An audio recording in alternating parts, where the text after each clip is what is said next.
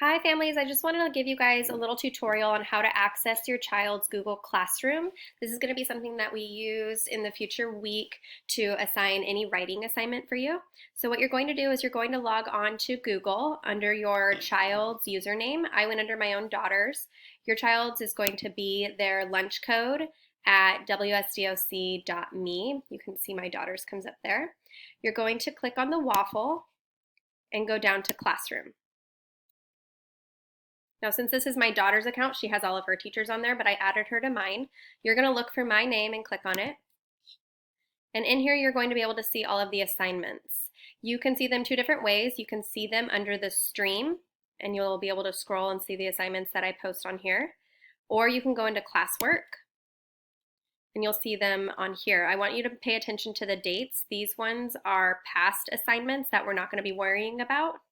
The new ones that we assign will pop up. Look for the due date down there. This is one I assigned just for third graders. When you click on the assignment, you will see the instructions for it, and you can click View Assignment to bring you to the other page. Be sure to read what's expected. For this one, I need the students to go on to getepic.com to read a book before they start writing. In order to write or add a new document after they've done their thinking map in their journal, you're going to click on Add or Create, and you're going to go to Docs.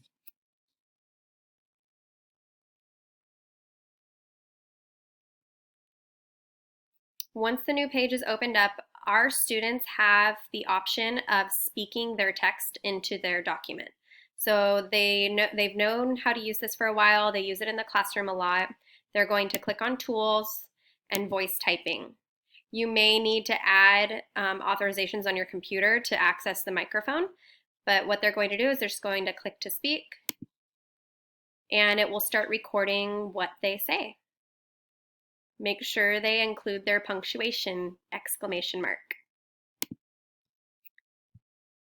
A lot of the times our students struggle with this because it doesn't pick up the correct words that they're saying. So tell them not to worry about it, because I'm going to ask you parents to read over it before they submit it and make sure that what they wrote down in their writing journals is accurate to what they have written on their Google Doc. Once they've written their paragraph on this document, they are more than welcome to change the font, change the size, change the color, let them get creative with it. If they want to add a picture, let them add a picture. Once they are done with their document, you're going to hit Turn In. It's going to bring you back to the classroom, and it should have submitted. Oh, no, it just went to mine. Well, it'll bring it back to the classroom, and you'll need to hit Turn In one more time once you're back into the classroom. It may not let me since I am logged in on my own account and it's the teacher account, but if you guys have any issues with it or any questions, please reach out to me. I can help you guys with it. I hope this is helpful for you. If you have any questions about this video or how to access things on Google Classroom, send me a message. I am here for you all day.